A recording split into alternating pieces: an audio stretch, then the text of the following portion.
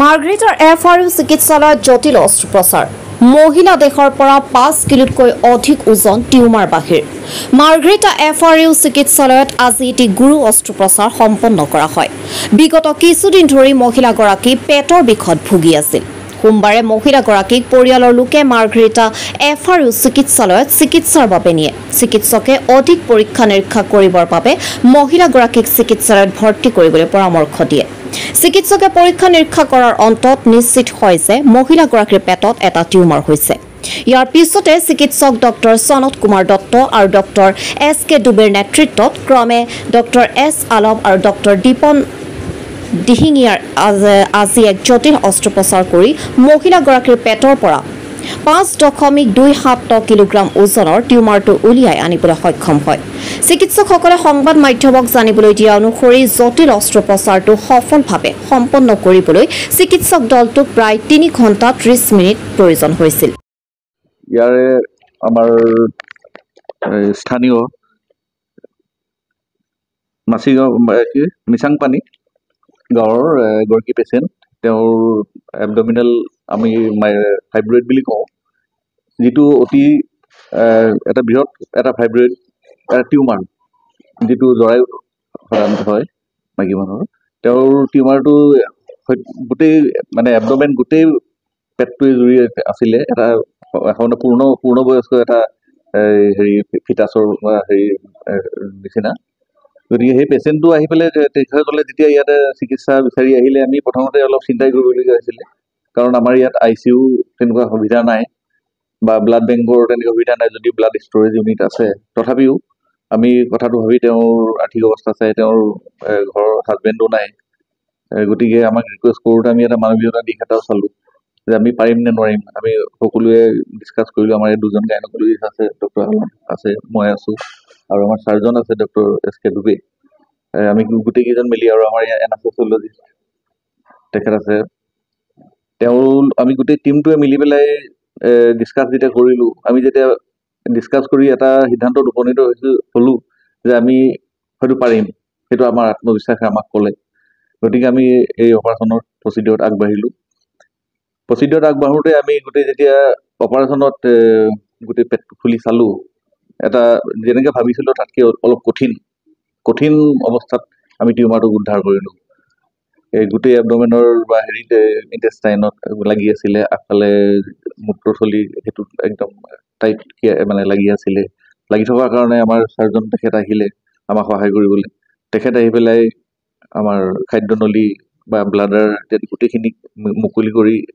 এই টিউমাৰটোক ৰিলিজ কৰিবলগীয়া হ'ল কৰি মেলি আমি শেষ কৰিলোঁ কিন্তু আমি এইটো কৰোঁতে আমাৰ যথেষ্টখিনি সময়ৰ প্ৰয়োজন হ'ল প্ৰায় 3 ঘণ্টা 3.5 ঘণ্টা সময়ৰ প্ৰয়োজন হ'ল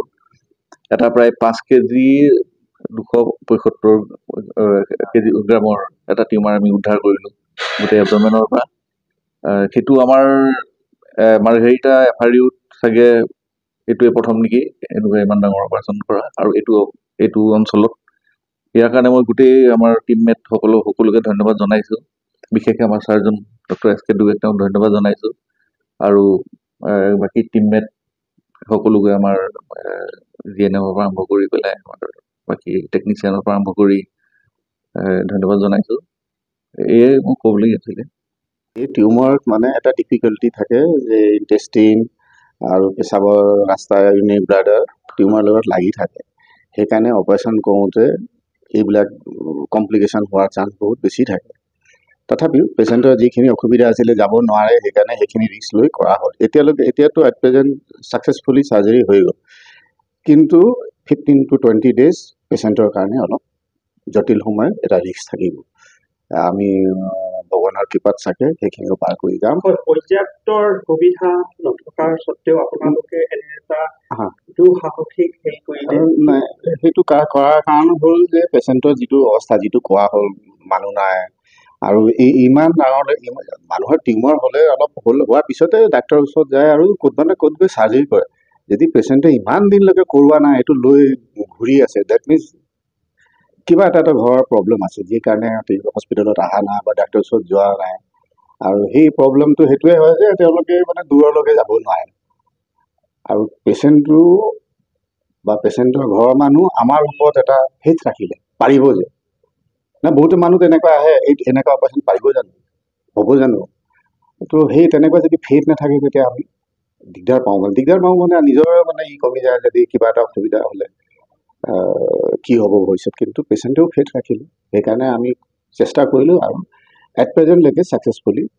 আৰু যদি ৰিকাভাৰীটো আৰু ভাল হৈ যায় দিন লাগিব 15 দিন 1 মাহ লাগিব ভাল হৈ যায় তেতিয়াহ'লে অস্ত্ৰোপচাৰ অন্তত বৰ্তমান মহিলাগৰাকী সম্পূৰ্ণ সুস্থ বুলি জানিব পৰা গৈছে মাৰ্গ্ৰেটা এফআৰইউ চিকিৎসালয়ৰ চিকিৎসকৰ এই প্ৰচেষ্টাক মহিলাগৰাকীৰ পৰিয়ালৰ লগতে স্থানীয় ৰাইজে প্ৰশংসা কৰিছে মই পোনপ্ৰথমে মই যিজন ডক্টৰৰ লগত সম্পৰ্ক কৰিছিলোঁ ডক্টৰ দিহিঙীয়া ছাৰ আমাৰ চিকিৎসালয় মাৰ্গ্ৰেটা তেখেতলৈ পোনপ্ৰথমে মই ধন্যবাদ জনাইছোঁ তাৰপিছত মই জনাইছোঁ যিকেইজন আমাৰ এই অপাৰেশ্যনটিৰ লগত জড়িত আমাৰ চুবে ছাৰ আনম ছাৰ দত্ত ছাৰ সকলোলৈ মই আন্তৰিকতাৰে ধন্যবাদ জনাইছোঁ শ্ৰদ্ধা জনাইছোঁ তেখেতলোকক কৃতজ্ঞতা জ্ঞাপন কৰিছোঁ কাৰণ যিটো বেমাৰ মোৰ পত্নীৰ বাইদেউ হয় তেখেতৰ আজি টিউমাৰ ইমান ডাঙৰ এটা টিউমাৰ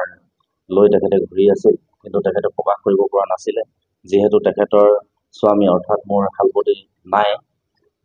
তেওঁ পৰগামী হৈ গৈছে তেওঁ ইতিমধ্যে আহি দেউতা মাৰ লগতে আছে দেউতা মায়েনো কেনেকৈ তেখেতৰ এই চিকিৎসা কৰিব এই বুলি ভাবিয়ে তেখেতে মা দেউতাকো তেখেতে পোৱা নাছিল আজি যোৱা শুকুৰবাৰে অকণমান পেট বিষ হোৱাৰ কাৰণে অকণমান জোৰ কৰাত তেখেতে গৈ আমাৰ আলি নাৰ্ছিং হোমত চনকবি কৰাত মানে তেখেতে ৰিপৰ্টটো মোক দেখালে হোৱাটছএপৰ যোগেদি মই তেতিয়া আমাৰ দিহিঙীয়া ছাৰলৈ মই প্ৰেৰণ কৰিলোঁ দিহিঙীয়া ছাৰে মোক ক'লে ইমান ডাঙৰ টিউমাৰ লৈ কোন হয় কেনেকুৱা কি মই ক'লোঁ বাইদেউ হয় এনেকুৱা তুমি ক'ত আছে পেচেণ্ট মই ক'লোঁ মোৰ ঘৰতে আছে তুমি ইমিডিয়েট লৈ আহা তেতিয়া ক'লে ইমান ডাঙৰ এইটো মানে সৰু বেমাৰ নহয় সৰু টিউমাৰ নহয় এইটো বহুত ৰিস্ক আছে গতিকে তুমি বাহিৰলৈ নিলে বহুতো টকা পইচা খৰচা হ'ব তুমি ব্যৱস্থা কৰিব পাৰিবা নে নোৱাৰা তেতিয়া মই ঘৰৰ আৰ্থিক বিষয়ে ক'লোঁ দেউতা এতিয়া এনেকুৱা আছে তেতিয়া মই ক'লোঁ ছাৰ বাকী আপোনালোকৰ ওপৰত সম্পূৰ্ণ বিশ্বাস আছে কাৰণ আমি যিবিলাক অন্যান্য জেগাতো দেখিছোঁ আপোনালোকক তেখেতলোকে মাতি নিয়ে গতিকে আপোনালোকে যিখন আমাৰ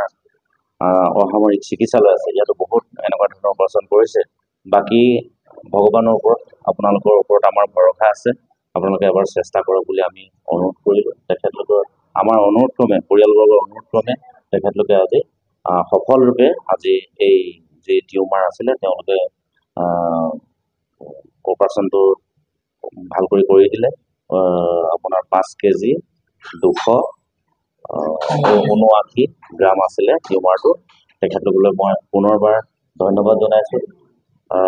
আমাৰ গোটেই অসামৰিক চিকিৎসালয়ৰ এটা টীম আমাৰ লগত 2 দিনৰ পৰা ধৰি আমাৰ এতিয়া ব্লাড দৰকাৰ হ'ল ব্লাডৰ কাৰণে তেখেতলোকে আমাক যথেষ্টখিনি সঁহাৰি জনালে আৰু অন্যান্য কৰ্তৃপক্ষসকলেও আমাক সঁহাৰি জনালে পুনৰবাৰ মই সকলোৰে কাৰণে হাতজোৰ কৰি ধন্যবাদ জনাইছোঁ ধন্যবাদ আৰু আপোনালোকৰো আহি যে আমাৰ খবৰটো ল'লে যে এনেকুৱা এটা সুবিচাৰ বা এনেকুৱা এটা ইমান